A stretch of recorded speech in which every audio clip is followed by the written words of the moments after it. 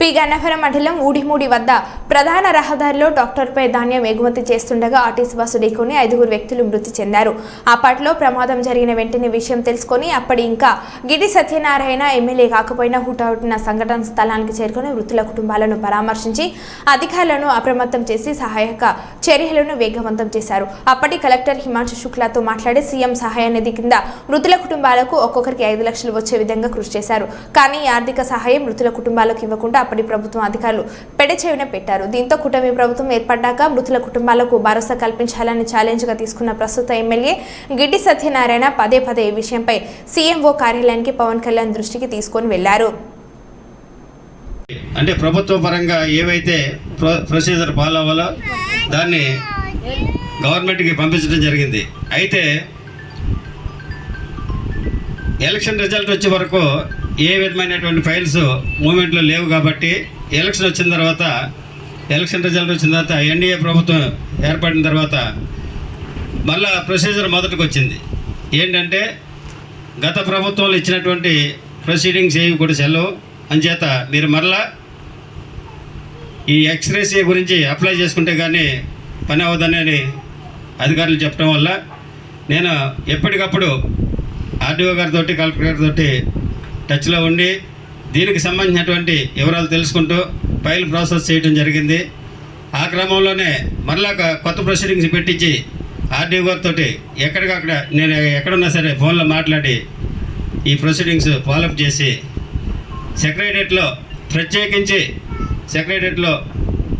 సిఎంపీసీలో ఉన్నటువంటి ఓఎస్డీ గారితో మాట్లాడి ప్రద్యుమ్న గారితో మాట్లాడి ఈ యొక్క పని మీద 2 రోజులు అక్కడే ఉండి ఫైల్ మూవ్మెంట్ చేసి 5 లక్షలు 10 లక్షలు వచ్చేటట్లు పట్టుబట్టి అక్కడ నాకు ఉన్నటువంటి ఆఫీసర్ తోటి ఉన్నటువంటి రిలేషన్ బట్టి ఈ 10 lakhs వచ్చేటట్లు ప్రొసీడింగ్ పాస్ చేయడం జరిగింది.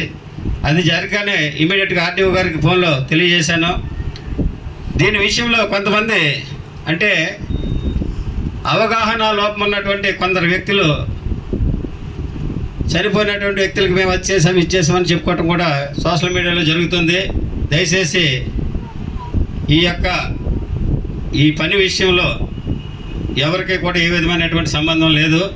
దీన్ని మొదటి నుంచి కూడా నేను ఫాలోఅప్ చేసి ఈ బాధిత కుటుంబాలకి న్యాయం చేయాలనే ఉద్దేశంతో ఇంతవరకు ఎవరు చేయలేనటువంటి పని ఇది. ఎక్స్గ్రేషియా 10 lakhs అంటే నాట్ ఏ జోక్. ఇది గతంలో జరిగినటువంటి వ్యక్తులకు ఎవరికి కూడా ఈ విధమైనటువంటి అమౌంట్ శాంక్షన్ కాలేదు. కానీ ఊడిమూడి గ్రామంలో జరిగినటువంటి ట్రాక్టర్ యాక్సిడెంట్కి సంబంధించినటువంటి బాధితులకు ఈరోజు ఒక్కొక్కరికి 10 లక్షలు చొప్పున చెక్లు అందజేయడం జరిగింది. ఇది ఎన్డీఏ ప్రభుత్వం బాధిత కుటుంబాలకి న్యాయం చేయాలనే ఉద్దేశంతో స్పందించి వారు చేసినటువంటి ఎంతో సహృదయంతో చేసినటువంటి ఆర్థిక సహాయం ఇది. అయితే ఈ బాధిత కుటుంబాలకి దీంతో కాకుండా వారికి ఇంకా ఇళ్ల స్థలాలు కానీ ప్రభుత్వం నుండి వచ్చేటటువంటి రాయితీలు ఇంకా వాళ్ళకి ఇవ్వడానికి ప్రభుత్వం సిద్ధంగా ఉంది.